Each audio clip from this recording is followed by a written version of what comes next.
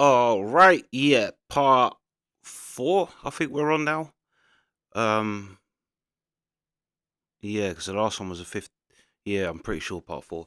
But yeah, Norm on Stern. Also, yeah, people in the comments said this is after Artie left the show, which makes sense. The joke he did, when Norm said every time I bring a guest, it goes well. But also, yeah, I'm kind of interested because I've definitely seen them two sat together on that couch, but so far I have not seen any of this appearance of them so far. So it must be a compilation where there's a bit, there must be yeah, that's what I'm waiting to see basically, where that bit is that I must have seen, because definitely I have seen them two. Is it not Chris Farley? Is it? It's Kev. Did he say it's Kevin Farley? It's Chris Farley's brother. Again, he's someone I only really know through Norm and Americans talking about. To be fair, I don't actually know. He's kind of a legend. I know he's a legend in America, but I couldn't tell you who he is. But yeah, he's his brother. Yeah, but yeah, like I say, I don't know who he is, but I understand who. Like, I think it was Norm and other people have him as the funniest person of all time, that Chris Farley. I think even Artie's definitely someone else said. Anyway, yeah, let's go. I know, because real You know actors, what? I would do that. real actors are different. Right.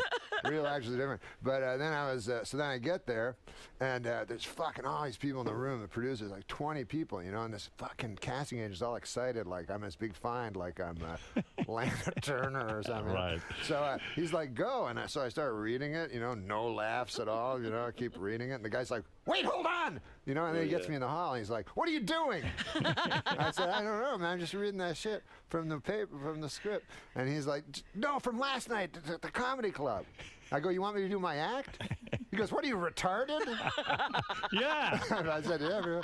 He goes, no, do that, but funny. Right. And I said, I can't, you need a different guy. I don't know how the fuck to do that. Do you feel you don't fit into show business in a sense? I mean, you are in show business. You're successful. You're stand-up. I watched you stand Why up. wouldn't you take an acting lesson? I've taken the fuckers.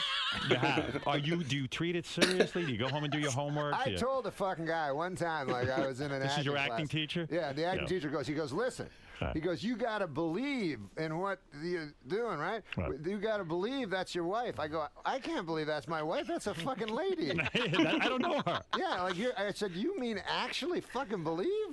I mean, I remember on Saturday Night Live, you would play, let's say, Burt Reynolds or something. I remember even playing like David Letterman.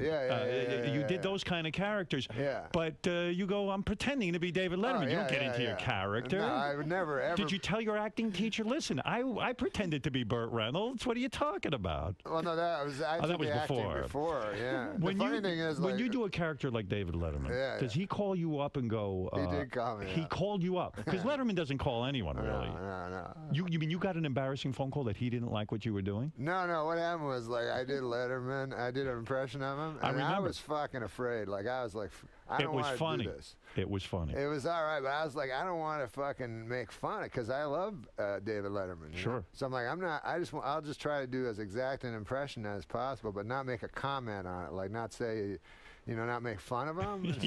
You're right. And so anyways, then he phones me like the next day, and he's like, I'm talking to him, and he's not bringing it up.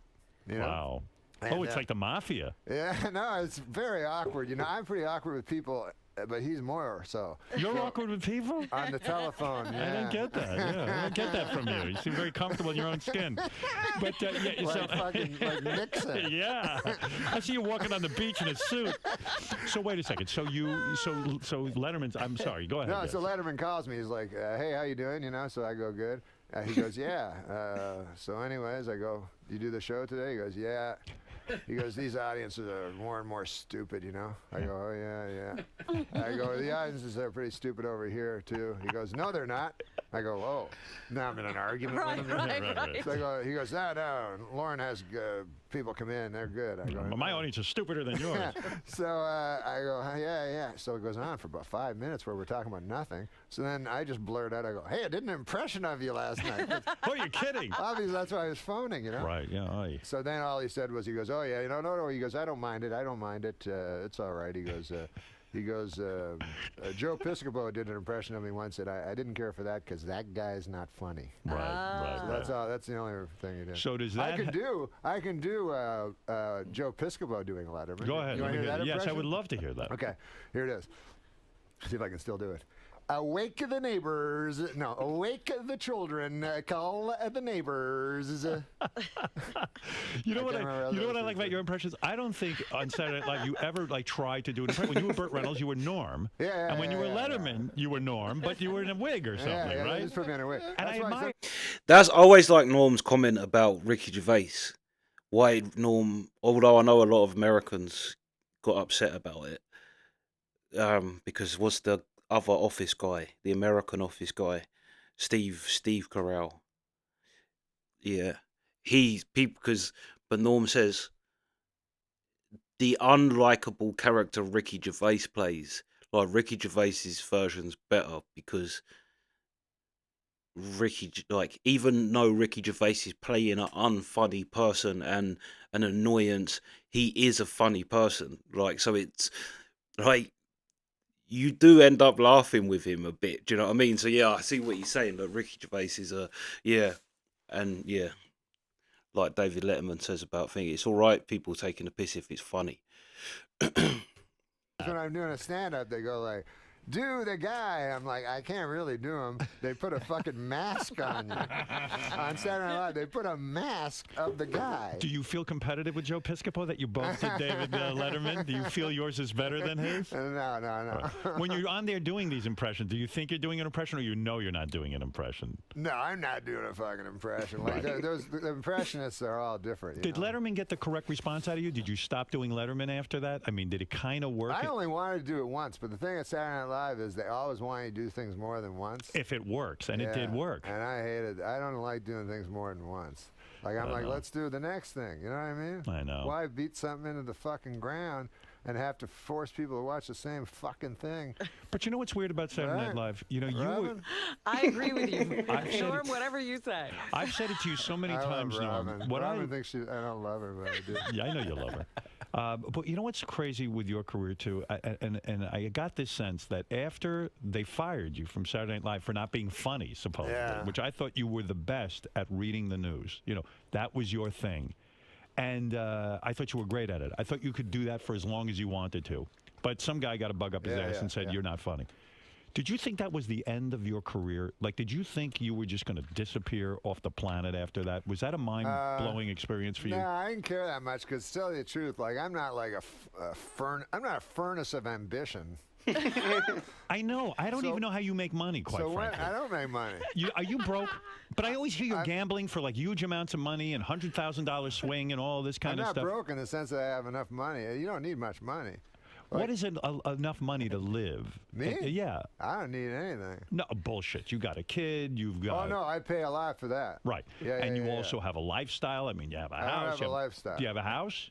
Yeah. You got to pay a mortgage? Yeah. You got a car? No. You don't drive? I don't drive, but I You live in L.A.? I'm pretty cheap. I mean... Yeah, but that's the truth of life. You need enough money to pay for your bills and for enough food and liquid that you don't die. That's all you need in life. Do you know what I mean? You don't need gazillions. That is literally all you need. That's what you need. Yeah. Cheap, but I'm pretty, what do you call it? I just live in my apartment. But you go to Hawaii. I know you take vacations. Once a week I go to Hawaii. Once a week? Once a 1 week a year. I mean, do you have over $50,000 saved or what? Oh, yeah. You I do? have Okay. like 118 or something. You have that much? Oh, I didn't realize you were that wealthy.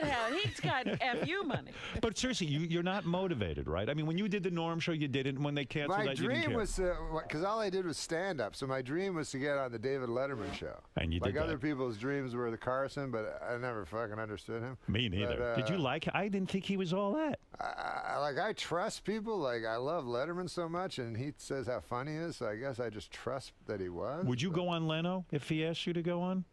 On the Jay Leno show? Yeah. Yeah, absolutely. You would go on. Yeah, I go on. But your Why hero do you is... think he would have a problem with Jay? Well, because his hero is David Letterman. I pick sides. I go with Letterman. I won't do Jay. Fuck Jay Leno. Fuck him. I'll say it right now. Go ahead, say it. It's very liberating. I say that, but of course, listen. You have a different kind of career. You want certain outlets and want to go places.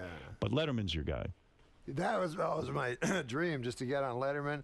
And actually, I got on Letterman, and I did stand-up. And honestly, I thought, oh, that's it.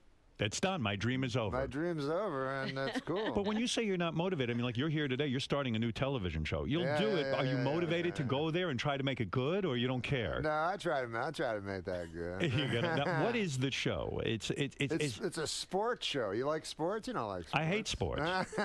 Honestly. No, this is perfect for you. Okay. Why is that perfect for me? I don't know. Somebody told you to say Somebody that. told me to say that. Kevin, are you involved in the sports show? Is that why you're here today? I'm here to, well, hopefully, if Norm puts me on. I've been going out with Norm. I've been teaching Kevin stand-up. Is that true? Right? Yeah.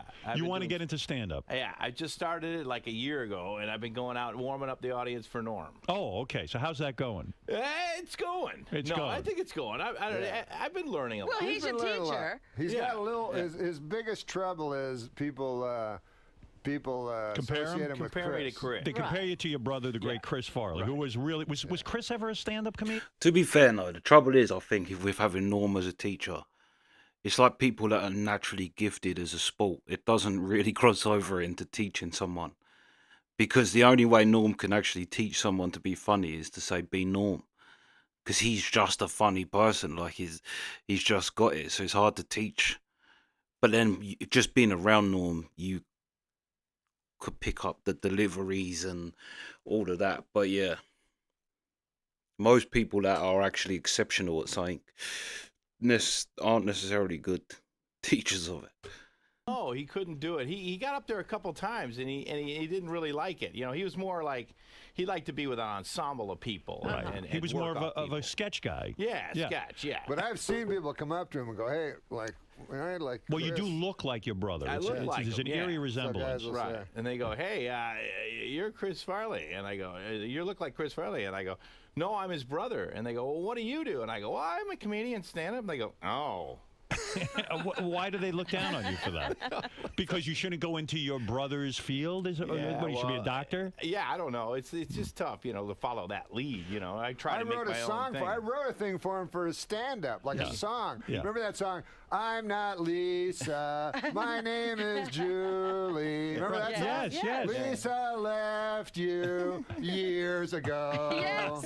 Yeah. So I wrote a thing for him to say. Yeah, Do you remember that? I'm not Chris. My name is Kevin. Chris was funny. I am not. Now that's good. Do you do that in your acting? It didn't work. It No, did not people work. don't like It didn't go over. It didn't did go not over. work. Maybe they didn't know the original song. Maybe you should do it to a different song. It's an old song. Yeah. So Norm, you are teaching Kevin how to become this great stand-up Yes, I'm comic. teaching him how to be one of the best stand-ups. But in the can you world. teach somebody that either they have it or they don't? I always thought. Well, no, but he's funny. You know what I mean? He's got the funny bone in He's him. incredibly funny guy. I do good out there. Yeah. Yeah. So Yeah. he just has to learn to, because he does all this fucking fag improv shit. So I have to get that out of his system, We're going to get him out of improv. Yeah. Well, why is improv so effeminate, as you say? Because they fucking, this is the improv. Like the audience, they go, I don't know. But one time I did it. You did. One time in my Is this life. where the audience yells out, "Be a plant Yeah, that that shit. suddenly gets consciousness"? So Okay. one time I was at this club, and Drew Carey was there, Right. and with Ryan Stiles, those guys from Whose Line is It Going to Be Next? Yeah, right. So they're on stage. They've done it for 20 years. They go, Norm, come on up, So I go, oh, what? So I go up there, and then I'm fucking standing there. So they have this game. It's called the freeze game, right? Right. So let's say you probably know what it is. Yeah, so it's let's freeze say tag, A yeah. guy's eating a fucking watermelon, right? And I see that, I go freeze, and then I'm the guy, and then I go up there, and instead of a watermelon, I go, hey, I can't think of anything. Whatever that What watermelon would you do? shape is, you go like, let's pass a football. let's It turns pass a into football, right? Or something like that. So like I watch, and then I'd think of something. And then I go, oh, okay, and then another guy would say freeze. So anyways, turned out I had been standing up there just on the side for about 15 minutes. Doing nothing. And You weren't never doing said- anything. So I go, I got to do something. So then it occurred to me, I go, I'll wait till somebody bends down and then freeze. And so sure enough, a guy was a tailor. He goes, let me check. I'm like, freeze. So then I go up, I start fucking his ass, right? But I'm so excited. It was Ryan Stiles. I'm fucking his ass way too hard. He's like, whoa. You But went to I your character. killed. I fucking killed. Is the great thing about stand-up that you could sit at home and write an act, and then you go up and you're responsible for it, and it's either do or die. It's the kind of thing that you control. It's what you do, yeah. Do you really like doing stand-up? Well, I don't like it. I get very, very nervous and stuff like that. I get really, really nervous. Do you get hecklers ever? I don't give a fuck about them. No, I can't hear them. And shit. Someone told me you once got heckled so bad. A guy threw firecrackers at you on stage, and they didn't even throw the guy out. Is that true? Yeah, I did. A guy fucking. Because they used to stand up everywhere. So I was in a bar, and I don't kick anybody out. I don't give You're a a fuck. good man, yeah. And so this guy, all of a sudden, I heard like what sounded like gunshots. Boom. And then fucking, I looked down, and the guy right in front was throwing the firecrackers. Yeah. So then the fucking bartender, who was also the owner, he was sitting over there. So I go, "This is it." I go, "This is where I draw the line." You know. I go, "Kick this guy out." So the guy goes, "He's a regular." You're going to leave. Fuck him. If we're kicking anyone out, it's you. What do you get nervous about with stand-up? That you're not going to be funny? Because you say you're the guy who doesn't care, but you do care. You do care about being funny. No, I get nervous. I don't care about being funny, no. But I only get nervous about going through crowds. Like, I really don't like crowds of people. What do you imagine could happen to you? I think... Someone could throw firecrackers. Honestly? Yeah, honestly. No, just that I'll have a heart attack and die. Because there's so many people around you. I guess it's like some fucking mental thing. You know how your mind. You go to psychiatrists. Yeah. And shit? Do you go to psychiatrist? I went for 4 times. I could see you'd be difficult. I started making up shit. Right. And it was like routines. bad. Did you feel you had Not to be routines, but I'd exaggerate things, and then I go, well, no, it wasn't that bad. Like, you know. So it was hard for you to take yourself seriously in therapy. The first time I went was here in New York, man. I went to a fucking apartment. It was in an apartment. Is this during Saturday Night Live years? Yeah. Okay. And like I was fucking addicted to gambling and shit, so that's why I went. But anyways, I go to this. You're not addicted anymore to you that? went and got cured? I got Oh, yeah, cured. look at him. He's cured. He's only gambling $100,000 a hand now. So the Used to be much lady, worse. so it's a lady. It was a lady. Yeah. A lady Whoa. psychiatrist. Yeah. Yes. Attractive? No. Thank God. God, man. It was You're like such a seductress, I could you see know, you- like the things at the bottom of the fish tank? Yeah. Like the that. sucking fish? Yeah, she looked like that. But she was a nice lady. Like a flounder. And smart from the universities and shit, right? Right. Did someone Psychiatrist. recommend you? Someone from what Yeah. Lorne Michaels say? Somebody is said go to this lady. So Right, I go okay. in, right? And I never been to no psychiatrist. So she starts asking me questions. And I'm making little jokes and shit, right? Oh, Everything no. she's asking. So she says, enough with the fucking jokes. What's that shit, right? Don't do jokes. Right, take it like, seriously. What, you know, you're talking about your father and stuff, and you're making jokes. Right. Like, say really what it is.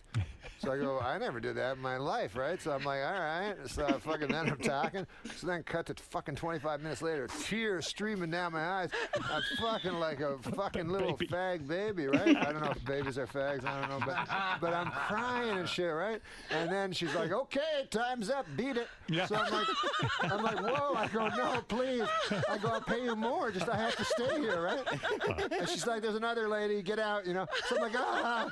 So then I walk out in the cold New York, you know, with the hot dog vendors. They don't give a fuck about you. Yeah. Tears. And I go through Central Park shaking and You do feel God. abandoned, don't you? Yeah, I never went back. It's But a- unless you go, I think, all the fucking time. Because, like, the way I figure it is this, right? Like, let's say I'm your psychiatrist now. Right. And you're not famous, right? Right. I don't know who you are. I don't listen to your show. Right. So in an hour, I go, tell me about your life. What the fuck can you tell me? Well, maybe you tell what really matters to you. Seriously. In an hour? No, Yeah, you I'm start done. the No, process. You start the process. You're going to come back again. Right. It's because it would He take... wants to get it over in one Right. session. No, but that's what I'm saying. How long would it take a person to understand your whole fucking life? It would take a long time if it really meant something to you and you began to dissect it and really treat it in a serious way. I mean, but you're looking to do, you know, you're worried that you're not going to be entertaining enough in therapy. I think No, I have that's that very issue as true. well. No, Yeah, it's true. It's very difficult. It's true. You know- Or provocative, or, you know, I don't know. You tend to exaggerate shit. I Are you find. uncomfortable with any kind of success? Someone told me you were named to a list, like the top 100 comedians yeah, of I don't all like that time. shit. I hate that What shit. were you like? Number? I don't know what number. It was Comedy Central. I told them not to do it. I pleaded with them not to do it. Why? They felt that you were one of I the don't best. like lists. Why don't you like a list? If you're on it and they want to Because I compliment don't you. like, you know, then fuck it. A guy telling you what number you are, fuck that shit. You don't I wanna be even like- evaluated. yeah. But yet you're in a business where you're even evaluated. in fucking school, man.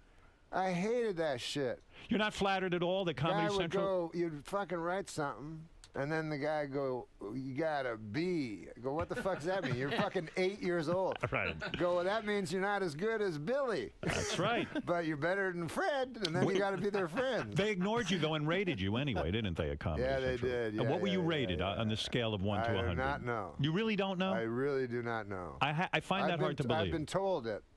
I've been told What was the number? like 70, 80, 90.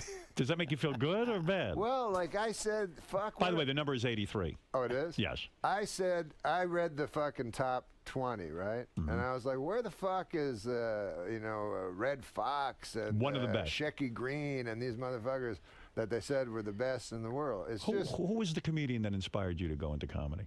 Was there one? Sam Kinison. When I started comedy my first year, Sam Kinison came to where I lived in Ottawa, Canada. He was 'cause the best. He was the fucking greatest. He really and was. he couldn't get work in the States, because he'd walk rooms. And I fucking saw him. That's the amazing thing. Just every night walk Why couldn't he get work in the States? Because he'd walk every room, What does that mean, walk every room? Like everybody would walk out. Oh, I see. And when I thought about it later, man, like, these guys think they're all fucking, whatever you call it. What do you call Edgy, it? Edgy yeah. and all this shit. All they're doing is swearing and doing this.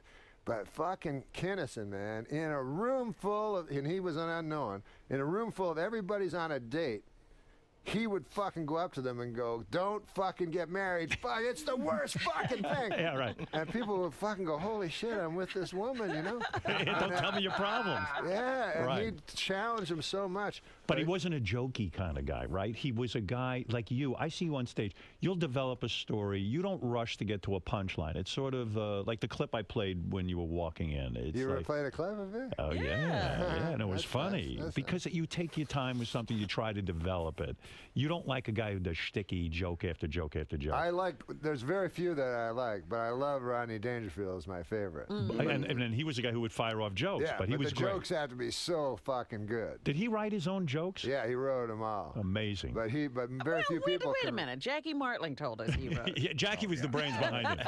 It's only an inside joke. I remember Kinnison- Jackie and I remember them having an argument. But Kinnison Did too. he owe him money? Yeah, Rodney never paid. Somehow he didn't remember that. Here's a story about Rodney, man. He was fucking guy. Kept doing coke and shit. Even when you get scared at some point, you stop doing drugs. Yeah. Right. Most humans. Not him. This fucker, 80, whatever he was, doing all kinds of shit. Saga told me the story, right? So he's in the hospital, and he's got a fucking brain tumor that's going to cause a heart attack, all this crazy shit, right? Right. So everybody's worried about him. Just leaves the hospital 2 days later, right? Walks out on his own. Yeah, so he's in the comedy store with two hookers, and he's waiting for Ron Jeremy to show up. Oh, my goodness. So this is 2 days later. Yeah. So Saget told me he walked in. He was like completely shocked. He said, "Rodney, how you doing, man? Well, what's going on?" He goes, "How are you doing?" And Rodney goes, "How am I doing?" He goes, "I'm sitting here with two whores waiting for a guy who can suck his own dick. How you doing?" Still very quick. Yeah. He was a genuine character. I know guys who went into Yeah, we did was it 100 or 1,000, whatever that crazy number it was, best Rodney Danger. Yeah, it was great, and it was just rapid. But yeah, I know what. Also, Sam Kinison is a bit like Chris Farley, where you know it because Americans talk about him. To be fair, Andrew Dice Clay is the same as well. Really, no one would know who they are over here. But you know them because of people like I know Joe Rogan talks about Sam Kinison. I've seen, and other American comedians talk about Sam Kinison. Yeah, but I didn't know that. It does seem like old school American comedy was probably the best ever. Even though you're walking rooms, like you said, but there's kind of a greatness to that. I've always wanted. I want to react to the day the laughter died. I've had it actually. I might actually start that saying that. Andrew Dice Clay's The Day the Laughter Died. but it's like 3.5 hours long. But I might actually start that because I've heard a lot of American comedians say like it's just a a great piece of stand up. Like, but it's But yeah, same with Sam Kennison. I don't really know that great deal of him other than what Americans say. Yeah. But yeah, that's the reactions.